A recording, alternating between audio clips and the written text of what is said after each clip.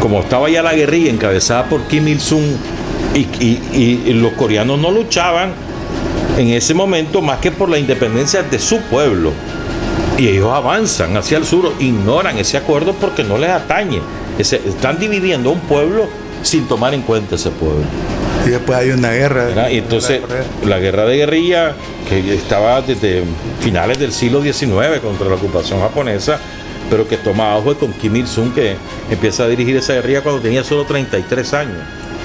Y entonces Kim Il-sung avanza y llega hasta Seúl, que es en el propio sur. Entonces MacArthur le deja ir toda la aviación, claro, y destruyen Seúl y sobre todo Pyongyang, y avanzan hasta Pyongyang. Entonces cuando avanzan hacia Pyongyang, China se mete. China, que en ese momento estaba en una revolución, era la revolución de Mao, cultural, que ya había, la revolución de Mao, que ya habían tomado el poder, pero tenían que consolidar la reunificación del país. Ya habían sacado a los japoneses y tenían pendiente terminar con Chiang Kai-shek, que se había refugiado en Taiwán. Pero China ve que los norteamericanos están tomándose toda Corea, entonces dicen, no, espérate, y se meten y arrinconan a los norteamericanos y derrotan a MacArthur. Entonces MacArthur es destituido y enviado a Estados Unidos por esa derrota. Pero antes destruyen literalmente, o sea, no estamos hablando de que destruyen, qué sé yo, como pasó con el terremoto de Managua aquí, no, destruyen literalmente toda la ciudad de Pyongyang y los principales pueblos del norte de Corea. Ahora, ¿qué ocurre? El norte de Corea es el más montañoso y las tierras son menos fértiles y es menos poblado. En este momento 25 millones en Corea del Norte, 50 millones en Corea del Sur. Pero siempre fue así, la tendencia poblacional siempre estuvo al sur porque tenía mejores tierras. Entonces ese es el origen de esto. Y la guerrilla que triunfa con Kim Il-sung y luego Kim Jong-il y luego ahora que está el nieto de Kim Il-sung, ese movimiento guerrillero constituye la nación coreana del norte, la nación democrática, por primera vez en muchos siglos de historia, porque había estado ocupada por China. Y esa nación logra resistir, porque hace falta añadir que Estados Unidos, a partir de que Kim Il-sung toma el poder y que lo defiende China y lo defiende la Unión Soviética, entonces lo bloquean y le impiden el comercio, lo hacen triza. Y sin embargo ese pueblo logra reconstruir todo su país. Y vos llegas a Pyongyang y no parece que nunca haya habido una guerra ahí. Es una ciudad preciosa, muy bien organizada. Y además hacen un modelo de sociedad respetando a los seres humanos y privilegiando a los seres humanos. Ahí hay un médico por cada 130 familias. Ahí hay un 99% de alfabetizados. Ahí hay espacios de recreación gratuita. Ahí no hay polución. Ahí no hay consumismo. Ahí hay un valor del ser humano. Hubo hambruna en los años 90 por la sequía y por el bloqueo. Y sin embargo, la estatura y el peso promedio de los coreanos sigue siendo el mismo de toda Asia. Es decir, que no les afectó de manera dramática. En el momento, claro está. Pero hoy en día vos tenés a un pueblo que está luchando por su independencia y por su existencia como pueblo. Entonces ahí tenés que los intereses de la oligarquía financiera, sobre todo surcoreana, y los intereses norteamericanos están mancomunados. Y ellos quieren ahora ocupar Corea del Norte. La manera que tiene Corea del Norte de impedir que eso ocurra es armándose. Y se arma con lo más potente, que es un arma nuclear, dispuesto a utilizarla para defenderse. O sea, es terrible, sí, es terrible. Sí, pues porque es terrible porque sería el fin. Si eso ocurre, se desata un conflicto mundial, claro, y la humanidad está en peligro. Pero hay que entender bajo qué lógica han ocurrido estas cosas. Cuando Israel se robó la bomba atómica de Estados Unidos, nadie dijo nada. Ahí tiene Israel la bomba atómica. ¿Por qué nadie le exige a Israel que deje la bomba atómica? Y esa sí es en verdad una amenaza. El único país del mundo que ha utilizado la bomba nuclear es Estados Unidos, y nadie le exige que renuncie a su armamento nuclear. Es decir, que hay una doble moral por todos lados. Lo ideal es que eso se apacigüe, que se respete la integridad territorial de Corea Democrática, que Estados Unidos deje de hostilizar. Ahora, Estados Unidos no ve esto a nivel macro. Estados Unidos quiere arrinconar a China y desgastar a China. Ya se cumple pues un mes de la desaparición física del comandante Chávez. ¿cuál usted cree de que fue el legado más importante para nuestro pueblo?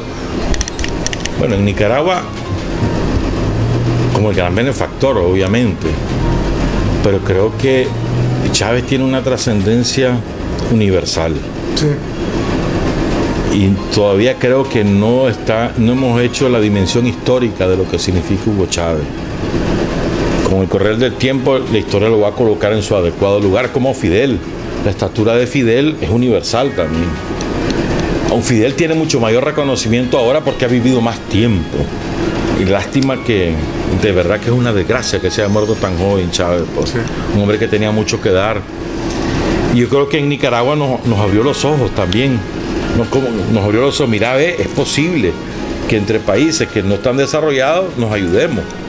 Es posible. Mira que Venezuela nos ayuda. Venezuela, que es un país del sur. Cuba, que es un país del sur. Ecuador y Bolivia, todos somos del sur y estamos ayudándonos entre nosotros. Yo creo que eso es, por solo ese hecho, Chávez ingresa a la historia, pues. Y recordemos que la idea del ALBA es de Chávez. Sí, claro. De 2001. Chávez, sí, del comandante Castro. No, eso fue después. La idea original es de Chávez, en el 2001, y con ese nombre, con el nombre de ALBA. Lo da en una reunión que había, un organismo que existía, que ya no existe, que era de los países del Caribe con Centroamérica, pues, del Gran Caribe. Se reúnen en la isla de Margarita, y en esa cumbre, en la apertura de esa cumbre, ahí lo dice Chávez, para la primera, 2001. 3 años después se firma con Fidel en el 10º aniversario que ellos se conocieron y se funda el ALBA, pero la idea original es de Chávez. O sea, solo eso, pues con solo eso ingresa a la historia, más todo lo demás que ha hecho, pues.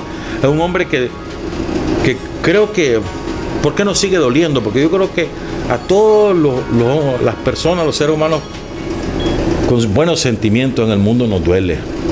No, y más a los revolucionarios, yo creo que fue un gran golpe. Ni siquiera lo fueron preparando, pero yo creo fue que muy fuerte. El dolor abarca mucho más allá de lo que nos sentimos revolucionarios, pues. Los seres humanos de buena voluntad, pues, que pueden estar en Rusia, en China, en Japón, en España, en Estados Unidos o en cualquier país del mundo, y a todos nos ha dolido.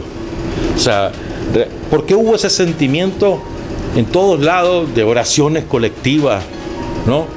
Maometanos, tibetanos, de la iglesia ortodoxa en Rusia, en Grecia? ¿Por qué? O sea, ¿por qué tanto? Yo creo que es principalmente porque Chávez hizo todo por amor. O sea, es el canto al amor desde un pueblo como el venezolano ahora. Y ese es otro factor. Yo creo que no se puede dividir Chávez del pueblo venezolano. Eso es una sola cosa. Chávez no es fruto de sí mismo, y él mismo lo decía muchas veces. Yo soy una circunstancia, yo soy fruto de este pueblo. Y hay que recordar todo lo que el pueblo venezolano luchó a lo largo de más de 200 años, desde Bolívar. Sí. Pero estamos hablando de dictaduras de por medio, masacres de por medio, guerrillas de por medio. Pacto de punto fijo, golpes de Estado. O sea, ha sido realmente una historia de lucha y sufrimiento la del pueblo venezolano. Y Chávez es la síntesis de eso que ha sido el pueblo venezolano. Y Chávez es Chávez porque el pueblo venezolano lo siguió votando, ¿verdad? Siguió ganando las elecciones. ¿Y cómo ganaba? Porque el pueblo de Venezuela lo votaba. O sea, lo elegía. Y es muy importante recordar entonces que no es Chávez por sí solo, es Chávez como expresión del pueblo venezolano. Sí. ¿Verdad? Y yo creo que también va a pasar a la historia porque, como decía el otro día, creo que Aldo Díaz era, o Carlos Fonseca, no recuerdo quién de los dos compañeros decía, hombre, con solo, hay otro aspecto, puso en el orden del día de la opinión pública mundial el socialismo en la agenda. Y recuperó el socialismo como una buena palabra y no como una mala palabra. Pero además le dio contenido y lo hizo, ¿cómo te dijera yo? Lo devuelve a la humanidad con la concepción esencial que siempre tuvo, que fue deformada por la propaganda yanqui, por la propaganda imperialista, y es socialismo es igual a democracia. Así como Chávez no lo podés explicar sin Venezuela, tampoco podés explicar el alcance de Chávez sin Fidel. Claro. porque Fidel, digamos, lo adopta, si vos querés, como sí, de alguna manera decirlo, pues. Y esa amistad que Fidel labra con Chávez a lo largo de casi 20 años es decisiva en la formación ideológica de Chávez. Y aquí, incluso el mismo día, un día después que se conocen Fidel y Chávez, que es el 12 de diciembre de 1994, al día siguiente, en el acto de la universidad, Chávez se conoce, antes de este acto, Chávez conoce a Daniel. O sea, donde da un discurso además. Antes Chávez. De ese discurso de la universidad en Cuba, antes de ese discurso, se encuentran Daniel y Chávez. Ya Chávez ha estado en el foro de Sao Paulo, El Salvador, que fue en abril de ese año.